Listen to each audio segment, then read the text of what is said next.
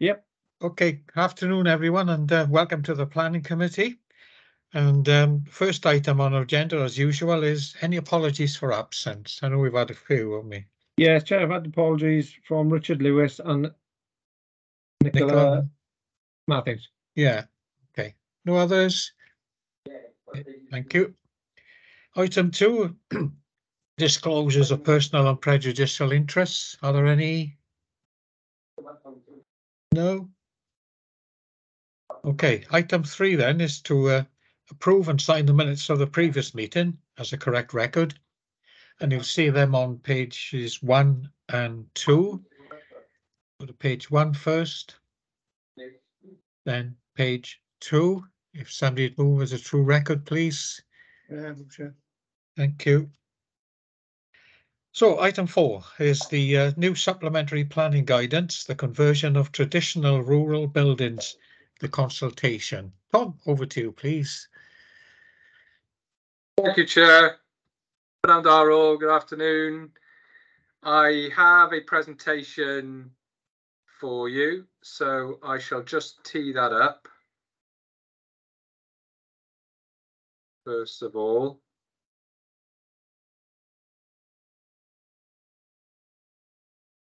make sure we're all up and running.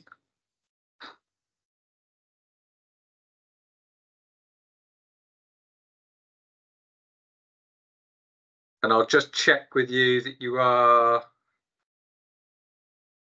just seeing the slides. Oh, good. Okay. Well, today I'm going to run through some slides information pertaining to the report, which is all about some new draft planning guidance. This really will mark the last piece of planning guidance that I'm likely to bring before you. The committee will have seen a number of documents presented over the last few years, supplementary planning guidance documents that provide augmentation to policies of the LDP. This will be the last one in respect of the extant LDP, I foresee. As we sort of transition now to the replacement plan, the replacement LDP, the information brought before the committee is likely to be in respect of that going forward, and that in turn will have its own SPG associated with its new policies. But as I say, you will have seen me present a number of pieces of guidance the last few years, and this is the latest one, and it relates to a particular policy of the plan, and it's one that is a fairly sort of specialist area, but it was an important one to bring before you. It already exists in form as an existing SPG, but it really needed an update because it was originally adopted back in 2011 against the now long superseded UDP. We have a few of those documents that were adopted against the UDP, but we continue to use them for decision making, which is permissible. But we need to be careful about the weight that's attributed to those documents, and particularly where some of the information has changed. Some of the, for example, the national planning policies, or some of the evidence that sort of lies behind areas of policy changes. So this is an example really of where this is one that wanted to update that document on in a few key areas and respond to, as I say, a few changes at the national level, and also some change in circumstances relating to a few appeal decisions coming through that seem to highlight an area for further clarity needed in respect of defining what the sort of traditional rural buildings that the policy was pertaining to. So it needed a bit of additional information in respect of that. and also to align with some of the other, in terms of another change in circumstance, where we have, as you may recall, some placemaking guidance that has been adopted in recent years for the Gower area specifically, which has got its own module associated with the conversion of buildings in the Gower.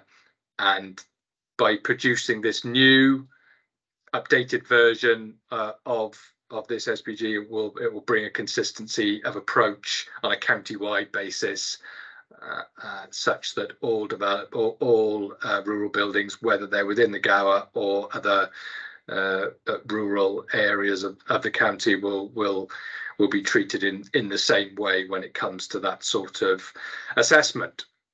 So as ever with all SPGs, it's all about having clear guidance that will help avoid unnecessary delays through the planning process, and it provides more certainty, more clarity and consistency of decision making to help both the applicants in terms of formulating their applications, their proposals, but also the authority and sometimes committee when we need to make those kind of judgments. Okay, taking us to the next slide. This is just a summary, really, of what are the key issues that it covers. What's the SPG all about? Well, ultimately, it's about setting out how the council will go about safeguarding those buildings that within the countryside that we consider of particular merit, that merit safeguarding, that fall within that sort of definition of traditional, and where we encourage and take a very positive approach, really, to safeguarding those buildings for particular uses, particularly those that are really focused on the socio-economic benefits of the countryside area. The beneficial uses in respect of business uses, community facilities, affordable housing for local needs, and rural enterprise dwellings. These are the sorts of uses that we're pretty positive about, sort of encouraging these buildings to be used for. We have the policy itself that this guidance augments is quite clear in terms of it not being supportive of all uses across the board, and that includes a sort of open market residential conversions. We have a sort of principle that sort of dissuades that kind of use of these buildings, because we think they are much better suited to a use that is, as I say, for the wider interest, for the wider benefit, socio-economic benefit of the area. Okay, some of the specific guidance within the document, then, we are very clear in terms of needing to convey what is traditional in the sense of the terminology used in the policy. And what the guidance has done is to set out some narrative on that, and to explain the sorts of things that decision maker will consider in respect of coming down to that judgment as to whether that building is traditional.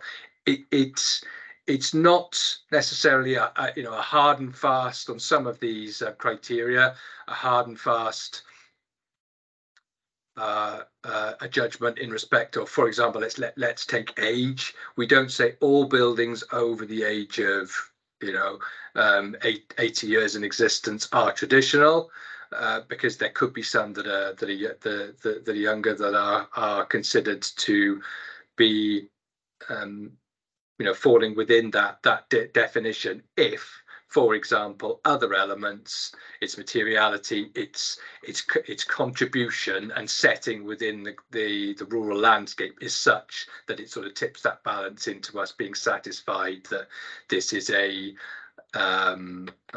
this is a building that merits safeguarding. But invariably they will be much older buildings, and that what I've referenced there in terms of contribution to the countryside scene is a very important aspect, and it's an area where the guidance has sought to provide, as I say, that additional description, really, because it's getting back to that, what I mentioned in terms of the appeal decisions that have come through. It's something that inspectors are sort of engaged with to, for example, make a judgment on where applicants have proposed that outbuildings, garages, and so forth are perhaps purely by nature of their materials used are traditional. That if notwithstanding that they may be built with stone materials, perhaps, then if ultimately its character and its setting within the landscape is not such that it forms a sort of an intrinsic part of that wider landscape, then and a sympathetic part of that landscape, then it wouldn't necessarily be considered a traditional building in that form. So these are the sort of things that you can't really scope out in a development plan policy, but it is something where planning guidance comes into its own, and that can be defined in greater detail. There's also other information about the business uses. As I sort of mentioned, that is something that's encouraged, and we've had a few examples of those conversions of buildings to various business uses over the years. So there is some narrative on that and some additional information. And what it also does then is go through, if you reference the policy itself that I've mentioned, that's in the LDP, the conversion of rural buildings policy, you will see that there's a number of criteria there that proposals will need to address in order to be considered permissible, and the SPG provides the opportunity to go into a bit more detail about, for example, information about design details that are set out in principle in those criteria, but can be fleshed out a bit more by means of this document. And then what it also does then is really provide that clarity in how this fits in with the other suites of documents that we've got now as a council, including other SPG that have recently been approved on biodiversity enhancement, on what we've got in relation to conversion of buildings in the Gower that I mentioned, and just those other areas of policy, that the LDP has come along subsequent to the existing SPG, so this provides the opportunity to update it all.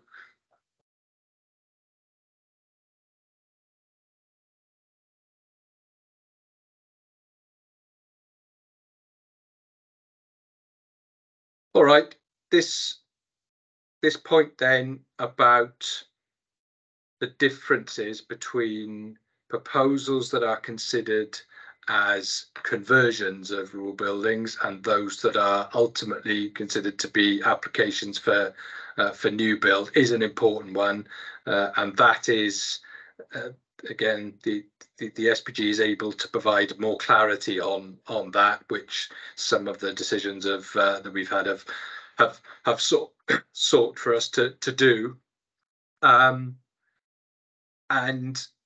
that's important because it's quite a different policy framework that comes into play when the application is considered to ultimately be new build in the open countryside. The detail of that includes some reference to what is the sort of reasonable threshold of rebuild associated with a conversion, such that it would, that proposal would fall under the remit of a of converting that structure, which substantively remains in place.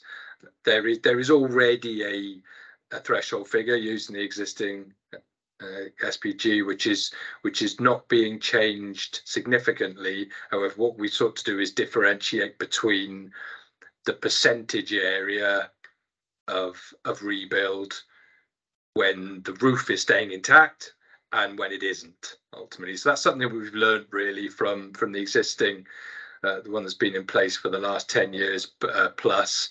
You know, I think there needs to be a bit of a recognition that there doesn't need to be as much allowed for then when it comes to if the roof is being replaced, then, you know, really that the size of the external walls that can be replaced should not be quite the same at quite the same sort of level then. So that's the justification really for the slightly different approach of 20%, 25%.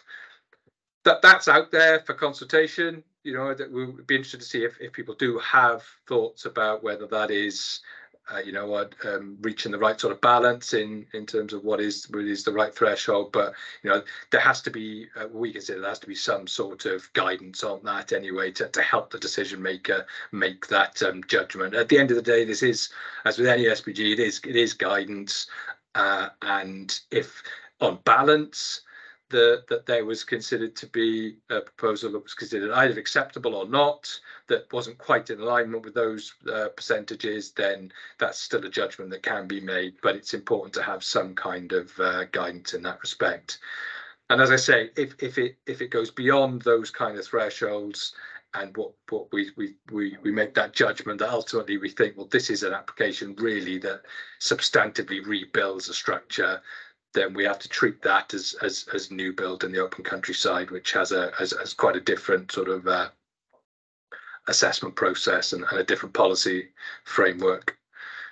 All right, so just in conclusion, then the consultation and engagement exercise that will be undertaken will run for at least 6 weeks. We always seek to do a minimum 6 weeks. At the moment, we anticipate that date of the Friday, the 6th of October, being the cut-off date, because we're going to start this pretty quickly, subject to approvals today, and as well as the usual approach taken to trying to involve the public in this. You know, that there are some key stakeholders, and we will seek to reach out to them individually and have some of those kind of discussions to see whether we can refine the document, whether it needs to be, whether we've, you know, there's any aspects that are omitted or that would benefit from slightly further augmentation. And then what I'll do is obviously come back to committee with a final version and seek adoption of that, and the existing guidance will obviously fall away at that point. And that will, I think, be of real benefit for us as an authority to be able to have an up to date policy framework, but also supplementary guidance for whenever we get these kind of applications coming in the future. All right, so I will end my slideshow at that point.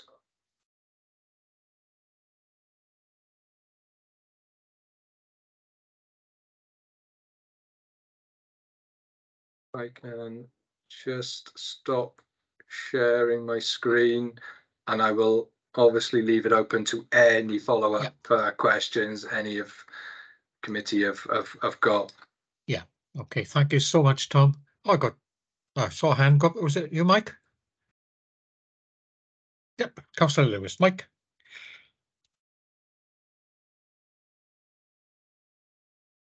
You're on mute there at the moment, Councillor Lewis.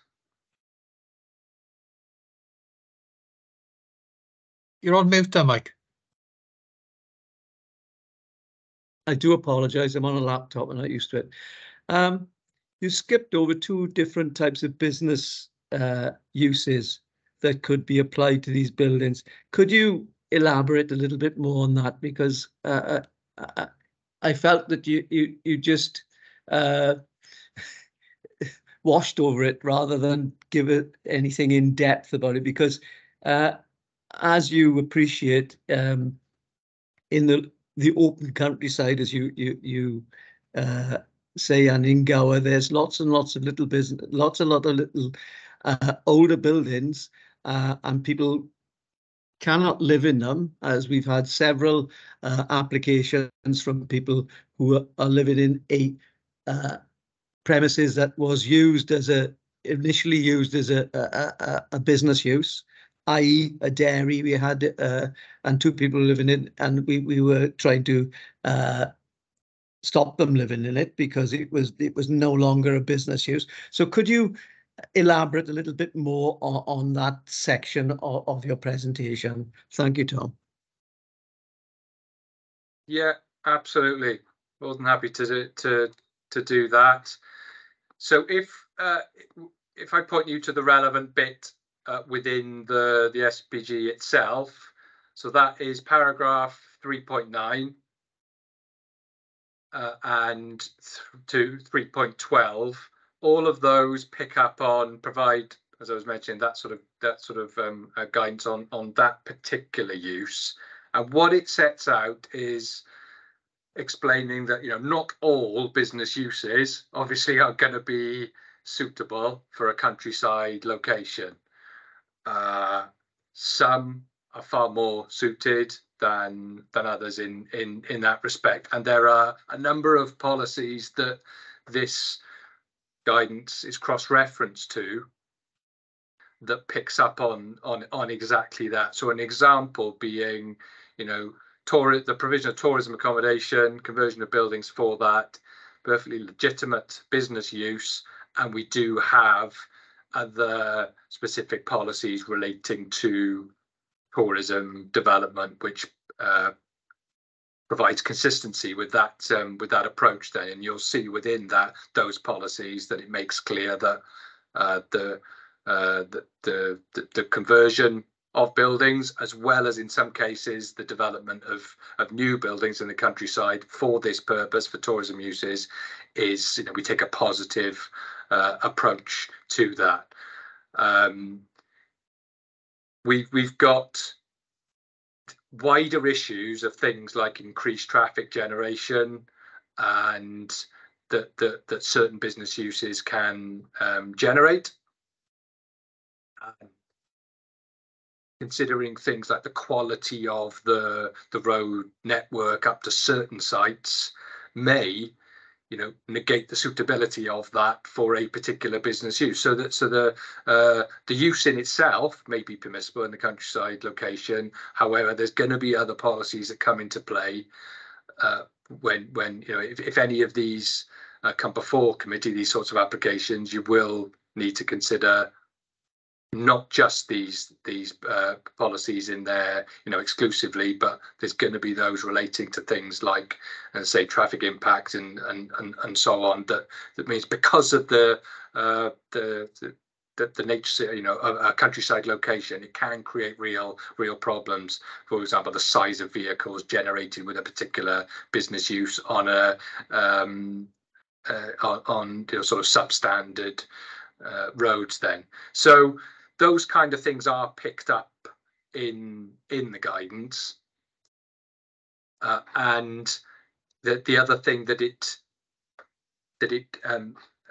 draws attention to is that, and the thing that's in my slide, which I say I didn't dwell on, as I should have, was that difference between, again, which is scoped out, a business and a sort of rural enterprise business that is characteristic of the land itself, and that inherently needs a countryside location, versus other business uses which, you know, potentially don't necessarily need to be located in the countryside. It doesn't derive its activities from the land, but there is merit in that building being brought into beneficial use and having wider positive socio-economic benefit in terms of being located in that building. So those are the sort of things that we would assess when it comes to looking at what the particular business use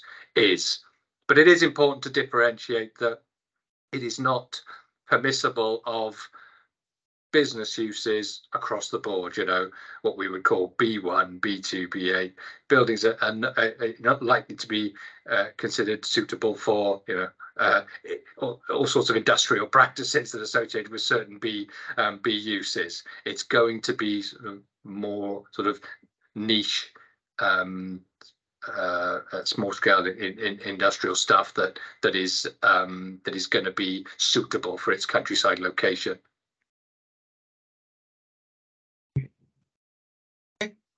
Right, thank you. Councillor Jones? Thank you, Chair. I'm going to tax my brain now, so bear with me.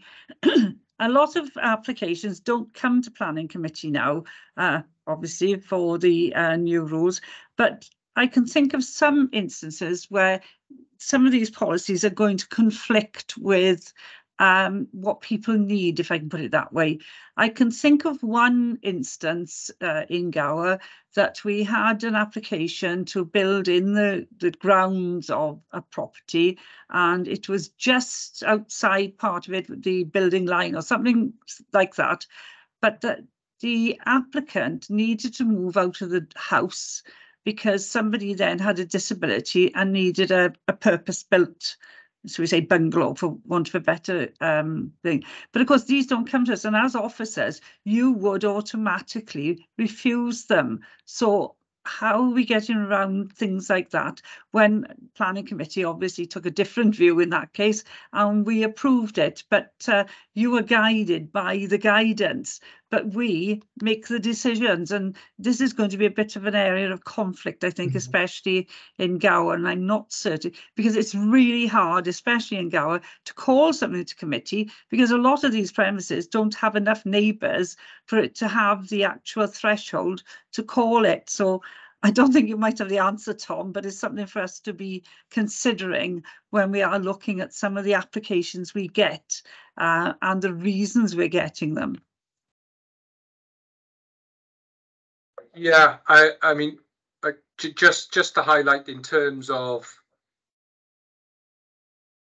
this document in itself, remember, it doesn't establish any new points of policy. The areas of policy and the principles are set out when the LDP itself goes through all the processes we do to get that adopted.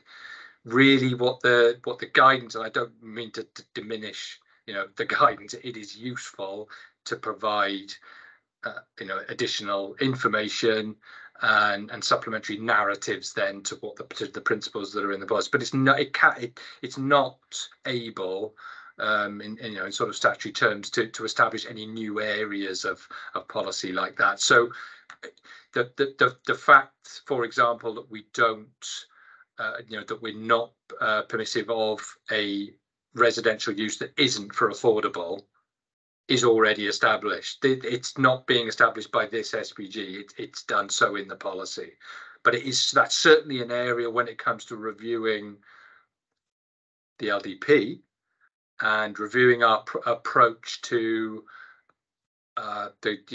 all areas outside settlement boundaries.